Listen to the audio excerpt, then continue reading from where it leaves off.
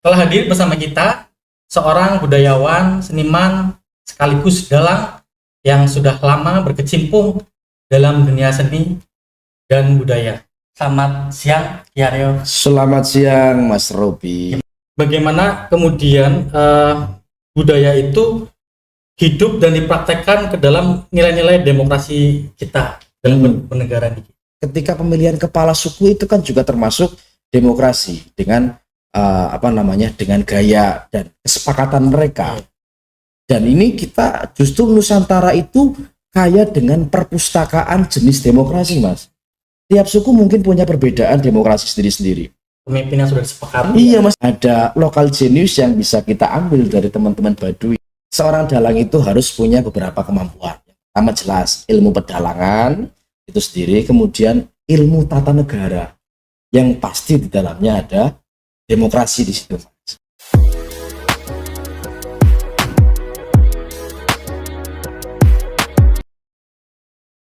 Assalamualaikum warahmatullahi wabarakatuh. Halo ajak pemilih, selamat datang di podcast Ngapak, ngobrol asik pemilu bareng KPU. Ayo sinau milih gitu bareng saya Robert Manggara. Pada episode ke-23 ini kita akan mengangkat tema peran budaya lokal dalam memperkuat nilai-nilai demokrasi dan meningkatkan partisipasi masyarakat. Telah hadir bersama kita seorang budayawan, seniman, sekaligus dalang yang sudah lama berkecimpung dalam dunia seni dan budaya, Ki Haryo Susilo. Ki Haryo Susilo dikenal aktif dalam pelestarian dan pengembangan budaya lokal melalui dunia pendalangan dan berbagai aktivitas kesenian tradisional. Beliau kerap menjadikan seni sebagai media edukasi sosial yang mudah diterima masyarakat. Bersama Ki Haryo Susilo ini, kita akan menggali bagaimana budaya lokal tidak hanya menjadi warisan leluhur, tetapi juga menjadi kekuatan penting dalam menjaga dan menghidupkan demokrasi. Langsung saja kita sapa narsum kita kali ini. Selamat siang, Ki Haryo. Selamat siang, Mas Robi. Gimana kabarnya hari ini? Alhamdulillah sehat.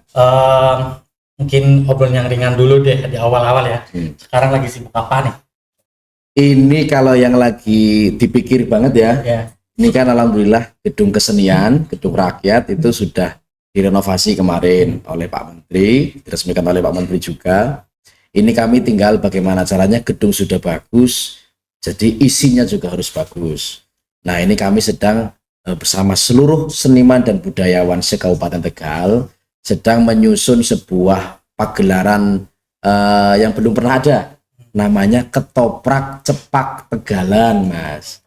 Ya, mudah-mudahan nanti bisa kayak wayang orang Sriwedari dan mungkin ketoprak-ketoprak yang sudah berjalan di daerah-daerah lain.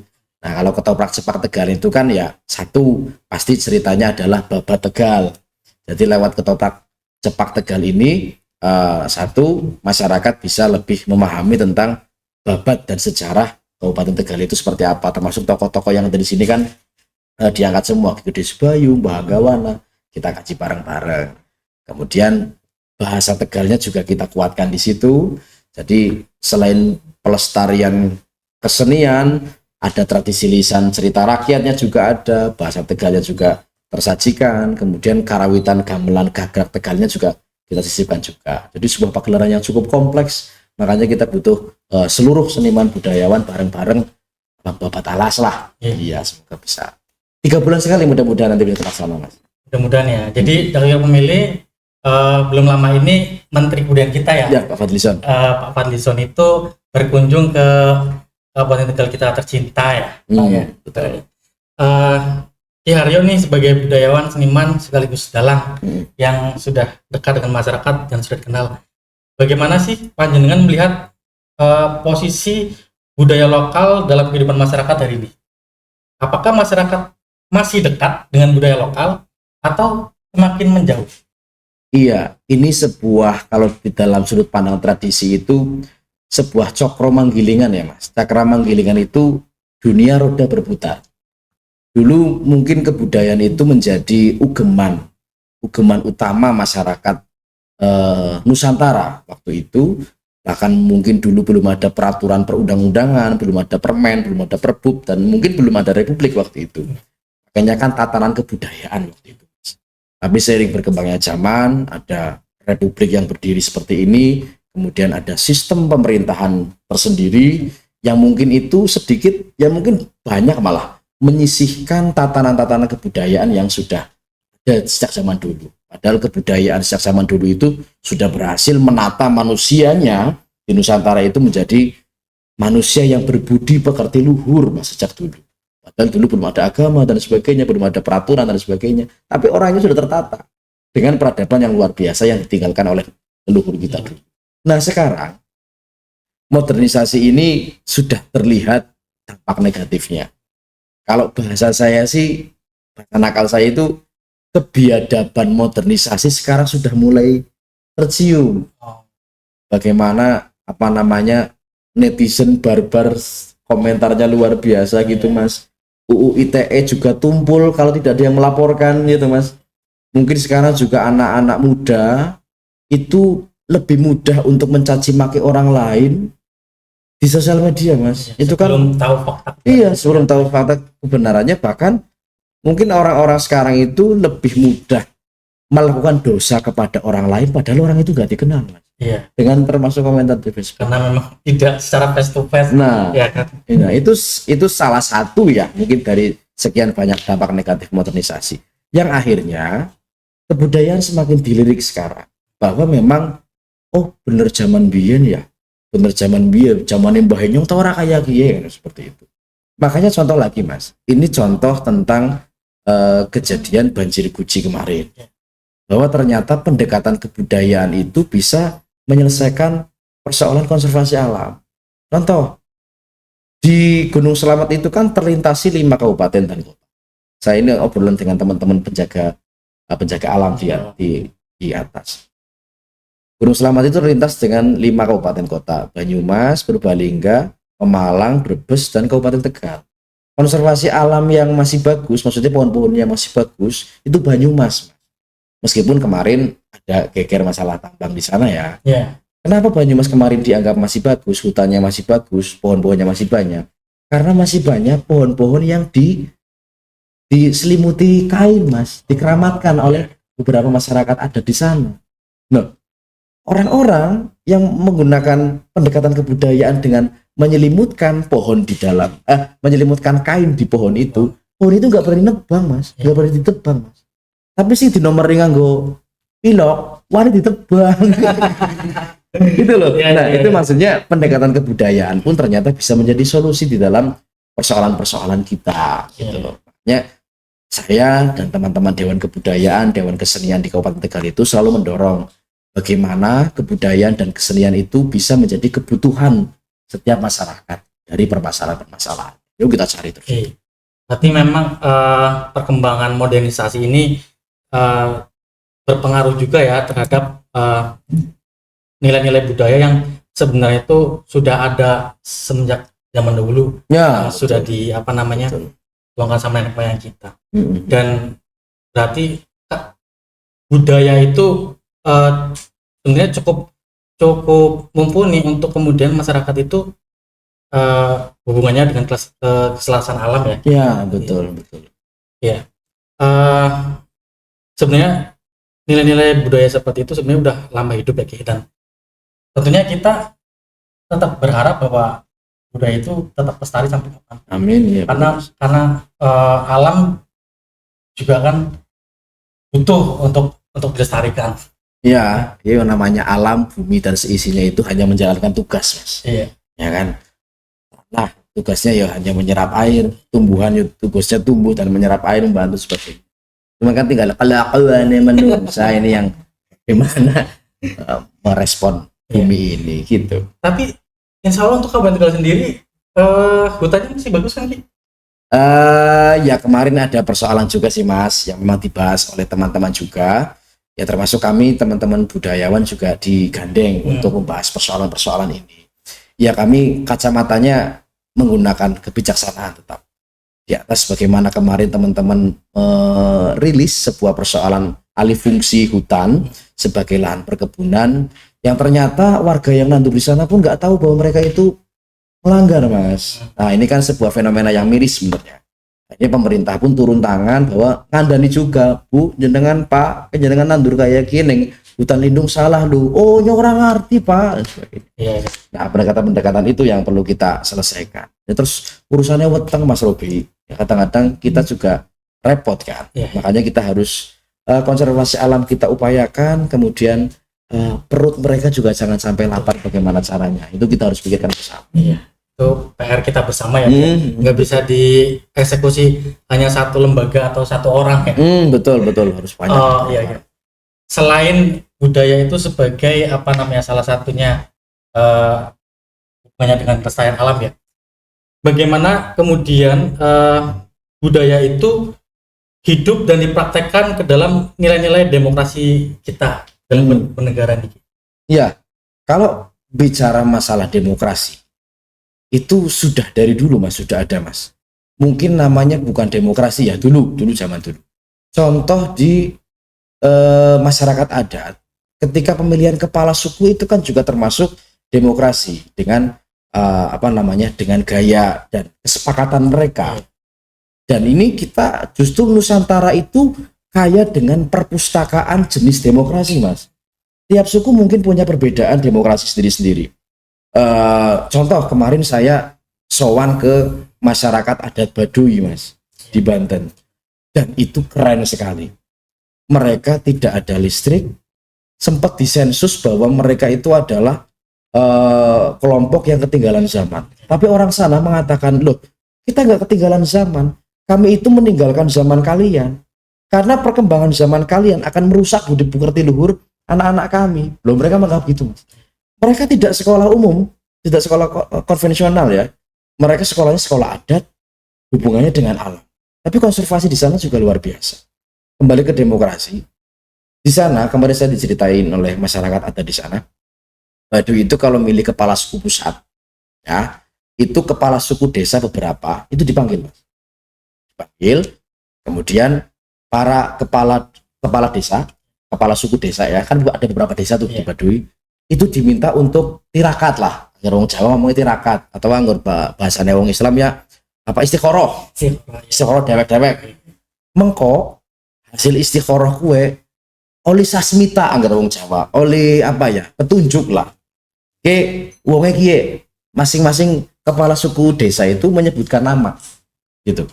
Setelah terpilih, Mas, terpilih kepala suku pusat, meskipun dia itu orangnya atos, wangkot, angel wonge, masyarakat tidak protes. Kenapa? Karena itu bukan perjalanan manusia semuanya, tapi ada perjalanan spiritual di dalam pemilihan kepala suku itu. Ya memang takdirnya sudah terpilih seperti itu, dan luhur ikut merestui, kita mau bagaimana lagi? Patuh terhadap pemimpin yang sudah disepakati. Iya, Mas, angger kapurane, angger demokrasi saya kita lurah pangalannya dijegal carane bleh. Nah, itu ada sebuah perpustakaan pengetahuan, ada lokal genius yang bisa kita ambil dari teman-teman Baduy, bahwa memang ketika demokrasi, keterlibatan spiritual itu juga dilibatkan, ya kepercayaan masyarakat terhadap demokrasi adat Baduy itu luar biasa. Mereka sangat taat dengan hukum adatnya. Di sana akhirnya tidak ada konflik. Di sana tidak ada perceraian, Mas. Waduh, ini mana Surabaya, Mas? Beres, tidak ada perceraian di sana, tidak ada konflik. Alamnya terjaga dengan luar biasa. Berarti bisa disimpulkan sebenarnya demokrasi itu sendiri sebenarnya sudah muncul lama, menjadi akar budaya kita ya sebagai bangsa Indonesia ya. Iya. Bukan hanya kemudian di suku Baduy saja, tapi sebenarnya sudah diterapkan ke suku masyarakat adat yang ada tersebar di Indonesia ya. Betul. Luar biasa sebenarnya. Jadi perbedaan istilah saja demokrasi dengan apa yang sudah dipraktekkan lama oleh nenek moyang kita ya. Iya, mungkin demokrasi yang sekarang itu akulturasi ya, akulturasi. Tapi memang ketika secara nasional otomatis demokrasinya yang bisa dipakai oleh semua kan. Betul. Itu. Ini Ki, hari ini kan sudah lama mendalang ya, dan menyiarkan kebudayaan seni lokal ya. Bagaimana sih seni dan pertunjukan budaya ini termasuk dunia pendalangan bisa menjadi media yang efektif untuk menanamkan nilai demokrasi kepada masyarakat. Ya, otomatis gini ya Mas ya. Dalam pagelaran itu kan otomatis kita mengumpulkan banyak orang. Kemudian pagelaran seni itu kan bukan hanya tontonan, tapi juga bisa menjadi tuntunan. Makanya kepentingan sebuah pagelaran itu bukan hanya hiburan saja, tapi juga penyampaian pesan-pesan, nilai-nilai apapun yang ingin dititipkan kepada sang dalang. Contoh ketika demokrasi ya kita menjelaskan bagaimana pentingnya demokrasi di dalam kehidupan bermasyarakat itu apapun ya. Kalau skala besar ya pilihan presiden, kalau skala kecil ya pilkades, atau bukan hanya pilihan saja ya, tapi termasuk musrenbangdes itu kan juga termasuk demokrasi. Bahkan mungkin di tingkat rumah tangga itu sendiri, bagaimana yang namanya rembuk kesepakatan yang diusulkan oleh rakyat itu kebermanfaatannya kembali ke rakyat itu sendiri. Nah itu harus selalu dirawat sih Mas. Nah makanya melalui pagelaran-pagelaran seni cukup efektif kok, dan kami pun sering diajak beberapa beberapa partai, beberapa organisasi yang mengusung demokrasi untuk mensosialisasikan mengenai demokrasi Mas itu sendiri. Jadi memang kayak seniman pedalangan itu sendiri itu bukan hanya sebuah tontonan Cak Pemilih, jadi di dalam itu ada semacam pendidikannya juga. Ya, betul. Di situ ada tuntunannya juga. Jadi hal-hal yang di dalamnya seperti itu yang bisa kemudian memberikan edukasi ya, efek positif terhadap masyarakat untuk kemudian memberikan kesadaran bahwa demokrasi itu penting. Iya. Apalagi seorang dalang, saya diwejang oleh almarhum Pak Demantop Sudarsono, itu dalang OY itu Mas. Seorang dalang itu harus punya beberapa kemampuan. Pertama jelas ilmu pedalangan itu sendiri, kemudian ilmu tata negara yang pasti di dalamnya ada demokrasi di situ Mas. Kemudian ilmu sosial budaya dan ilmu agama. Nah, 4 kemampuan ini harus dimiliki oleh seorang dalang. Makanya zaman dulu itu dalang keramat Mas. Keramat gak semua orang bisa mendalang. Iya, dia dalangnya dijaluki banyu Mas. Agak saya kan kiai ya kampanye kok ya. Tapi masih kan? Masih enggak? Ya isi sih. Pasti ya. Gitu. Iya. Ya itu artinya kan berarti nilai-nilai luhur dari dulu belum bilang sepenuhnya. Iya, belum bilang. Masih ada kok. Yang minta air itu kan. Betul. Sih masih aja ngomong kok. Ini disensor orang apa sih ya? Aduh, nggak apa-apa. Iya. Lagi. Jadi kan kemudian pendekatan pagelaran wayang seperti itu kemudian bisa memberikan edukasi itu pada akhirnya itu bisa meningkatkan partisipasi masyarakat dalam proses pemilu dan pemilihan ya. Iya, gini Mas. Apalagi kalau kami mendalang gitu ya, orang Tegal itu ya saya deh pengalaman pribadi. Saya kalau dalang itu kan pasti pakai lubis lenteng. Lubis lenteng itu kan bahasanya egaliter. Tegal itu kan kayak kuat sekali tentang budaya egaliternya. Egaliter ke belaka suta, apa anane, sama rasa, sama rata, kan lah Mas. Kayak tidak ada perbedaan sama sekali. Nah, pagelaran wayang itu paling efektif dipentaskan adalah di desa-desa Mas. Justru malah ketika di pedesaan, rame nemen sih nonton. Nah, masyarakat desa otomatis ketika disosialisasikan mengenai demokrasi dengan bahasa sing muluk-muluk, ya ndak saya larang ya. Iya, betul. Itu loh. Betul. Makanya kami ketika menggunakan sosialisasi demokrasi di pedesaan, kami menggunakan 2 tokoh ikonik ini yang memang tokoh lupis lenteng ini adalah tokoh ciri khas wayang golek gagrak Tegal. Sering banyak orang salah persepsi, katanya lupis lenteng ini yang buat Abah. Boten. Wayang golek lupis lenteng ini adalah punokawan khas wayang golek gagrak atau gaya Tegal Mas. Gitu. Memang yang memviralkan adalah gitu. Nah, melalui lupis lenteng ini dengan bahasa belaka suta, Yunani, kadang-kadang ngomong sarune dan seperti ya padahal bukan saru, bahasa romantis yang kalau Tegal ya. Iya.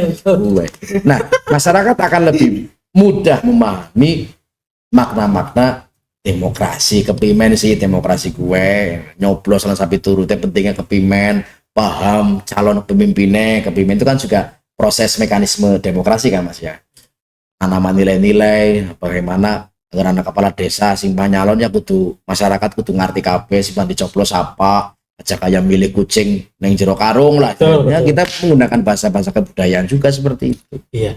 Jadi ini salah satu menurut saya pribadi juga membantu ini terkait sosialisasi pendidikan pemilih. Karena pada akhirnya ketika masyarakat berduyun-duyun kemudian menghadiri sebuah pagelaran seni dan di dalamnya ada edukasi politik, edukasi tentang demokrasi yang didistribusikan dengan bahasa-bahasa yang mudah dimengerti sama masyarakat, maka ini akan menjadi sisi positif yang luar biasa ya. Iya betul. Ini garingan teknik KPU nanggap terus masa udah bingung ya. Ditunggu ini. Kode. Oke. Ya, jadi begitu pentingnya ya untuk kemudian melestarikan budaya ini karena berkaitan dengan alam, berkaitan dengan cara berpikir masyarakat yang sekarang yang digempur dengan dunia yang begitu modern ya. Jadi itu sebagai pagar juga ya. Ya Mas, terutama gini Mas, di Tegal itu ada aset kebudayaan yang luar biasa tentang romantisme demokrasi Mas. Di beberapa desa di Kabupaten Tegal itu ada ritual sosial yang menjadi adat istiadat. Nah ini bedanya ritual sosial dengan adat istiadat. Kalau ritual sosial itu kaitannya dengan kepercayaan, sedekah bumi, sedekah laut, dan sapi turute. Tapi adat istiadat ini adalah tradisi yang bisa menyelesaikan konflik di masyarakat. Ini adat istiadat. Kita berbicara mengenai ritus dan adat istiadat penyerahan kentongan lurah. Itu ada di beberapa desa. Masih ada ya? Jadi anak kentongan keramat. Sing bahkan itu dijaga nemen karo sing nyekel. Bahkan sering cari kentongannya mau dewek atau anak sing nunggoni. Nah itu ada kepercayaan seperti itu. Berarti kan kok kentongannya keramat temen. Yeah. Kentongannya itu kayak kentongan sing pos kamu ini gudu Mas. Kentongannya gede turu biasanya. Nah ini biasanya diserahkan oleh mantan lurah kepada lurah terpilih ketika setelah acara pilkades. Nah ini dalam rangka untuk apa? Untuk meningkatkan kondusivitas pasca pilkades. Biasanya kan sing dadi kalau orang dadi kan tukaran bae meskipun periode ini rampung ya. Nah iya.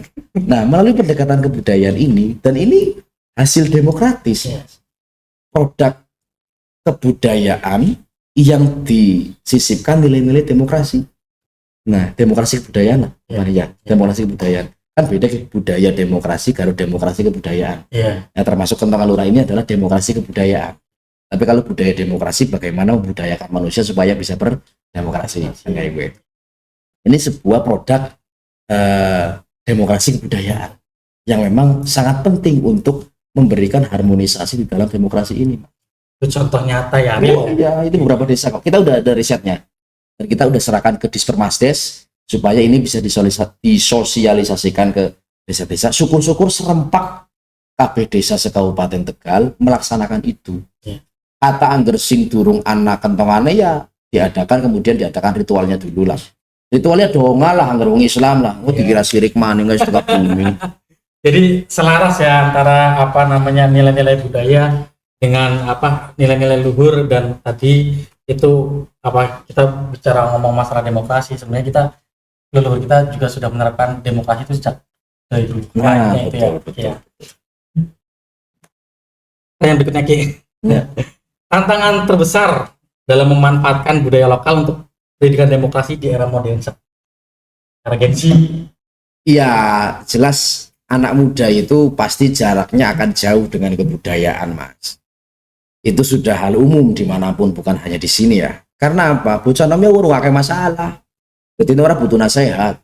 Padahal kan di kebudayaan itu penuh dengan falsafah kebudayaan yang penuh dengan nasihat untuk puntunan urip awake dewek kan Mas. Lah bocah namanya idealis. Ya karena apa? Duit isinya dong wong tua, urung rasakan bagaimana mereka belum merasakan pahit manisnya kehidupan.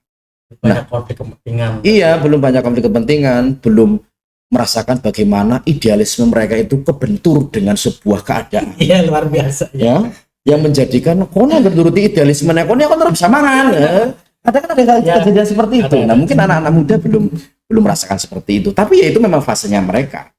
Anak-anak muda ya silahkan meraih idealisme sebanyak mungkin, sampai akhirnya nanti akan ketemu sebuah wisdom atau kebijaksanaan Yang namanya kebijaksanaan itu adalah bertemunya antara dua pendapat yang saling kuat, tapi digoleti sing paling apik ndi. Angger usul fakih yang Islam itu darul mafasid muqaddamun alal jalbil masoleh. Menghindari kerusakan itu lebih diutamakan daripada mengambil manfaat. Menghindari kerusakan lebih diutamakan daripada mengambil manfaat.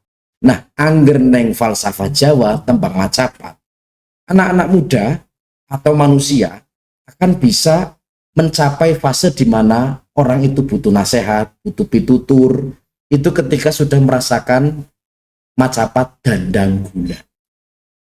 Nah, anggar nom kan arane sinom baru asmara dana jatuh cinta, bar jatuh cinta maringe durma, bar jatuh cinta maringe gambuh nikah. Nikah nembe dandang gula, dandang kue pahit, gula kue manis, sudah merasakan pahit manisnya kehidupan. Nah, di situ mulai baru butuh nasihat, butuh penenang, ya butuh refreshing dan sampai turute, butuh maring kiai, butuh jaluk banyu lan sampai turute kuwi ning kono. Nah, ngarep bocah nom masih adoan gitu. Masih iya. Panjang jalan hidup. Tapi bekal pengetahuan itu penting. Supaya nanti ketika mereka kehilangan arah, oh iya nyentak berarti kebudayaan untuk mencari solusi. Nah, seperti itu, Mas. Bukan berarti nyong pangsino kebudayaan gua nggak ada tua bayi aja kayak gue telat. Iya. Ini berarti bisa disimpulkan era Gen Z ini beririsan dengan gempuran perkembangan teknologi, tapi jangan sampai kemudian nilai-nilai budaya itu kita tinggalkan ya. Karena itu juga sebagai boundaries ya. Kebudayaan itu sudah menjadi barang bagus, Mas. Kebudayaan ditinggalkan itu kebudayaannya nggak rugi, kitanya yang rugi. Bahkan saya itu punya pikiran nakal, kebudayaan itu dengan segala nilai luhurnya ya, jangan melihat penari sing orang ngojilbab aja dalam syariat tapi lihat tentang nilai-nilai budi pekerti luhur. Saya kalau bisa bilang kebudayaan ini kalau dilihat dari budi pekerti luhure, angger dadi makhluk hidup, ki angger mati langsung manjing swarga, Mas. Husnul khotimah. Karena wis barang bagus kebudayaan. Kebudayaan itu nggak butuh digandeng, tapi kita yang butuh gandeng kebudayaan. Tapi ini nggak sih, susah nggak sih kemudian kayak mengajak generasi muda untuk kemudian menumbuhkan lagi budaya-budaya kita, kayak misalkan ayo kita nonton pagelaran wayang segala macam dan lain-lain. Ya, kalau inovasi yang dilakukan oleh seniman budayawan akan terus, Mas.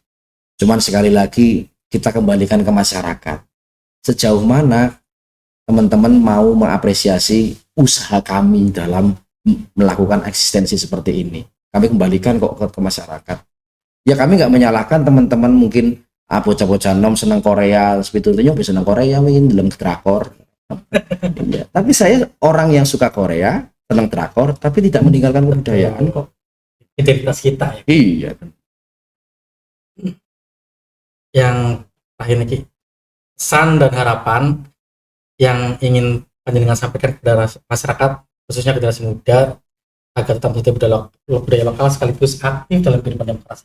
Mungkin juga pemerintah juga. Ya, kita bertanggung jawab bersama untuk menjaga demokrasi ini. Kemudian para petugas pensosialisasi demokrasi, mari berusaha bersama supaya demokrasi yang sudah disepakati ini semakin dicintai oleh masyarakat. Demokrasi adalah kebutuhan masyarakat. Jangan sampai masyarakat melihat demokrasi, mendengar kata demokrasi itu adalah sebuah kata yang bikin pusing, sebuah kata yang bikin enak, sebuah kata yang bikin demokrasi waduh kejeblok aja sampai kayak. Mari kita berusaha bersama. Demokrasi ini sudah disepakati oleh founding fathers pendiri Republik kita. Di demokrasi ini adalah jalan paling bijaksana dalam bernegara.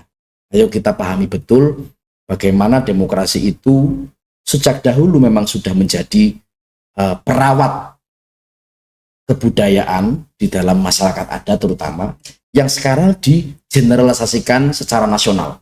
Nah, kita ambil ruang-ruang ruang-ruang romantismenya, di mana demokrasi itu sebenarnya indah, di mana demokrasi itu sebenarnya mengajarkan manusia menjadi semakin dewasa, di mana demokrasi itu sebenarnya adalah kunci pembangunan yang berkelanjutan. Betul. luar biasa obrolan kita kali ini. Banyak hal-hal yang mungkin kita bisa petik ya, bahwasanya budaya kita itu dari dulu leluhur kita sudah mengajari itu semua ya. Tinggal kita bagaimana kita melestarikan hal itu semua. Jangan sampai kemudian itu ditinggalkan karena adanya modernisasi segala macam. Kalau bukan kita, siapa lagi yang menjaga nilai leluhur dari kita ya. Betul. Oke. Terima kasih banyak kepada Ki Haryo Susilo atas waktu dan pandangan yang sangat berharga. Sami-sami. Semoga apa yang telah dibagikan hari ini bisa menjadi inspirasi bagi kita semua untuk terus mencintai budaya lokal dan berperan aktif dalam kehidupan berdemokrasi. Terima kasih juga kepada Jakpri Pemilih yang telah menyimak podcast kali ini. Jangan lupa untuk terus mengikuti konten-konten edukasi tentang demokrasi lainnya. Sampai jumpa di episode berikutnya, dan jangan lupa untuk kemudian share, follow medsos kita. Cukup sekian. Wabillahi taufiq wal hidayah. Assalamualaikum warahmatullahi wabarakatuh. Waalaikumsalam warahmatullahi wabarakatuh. Atur suwun Mas Robi. Beres.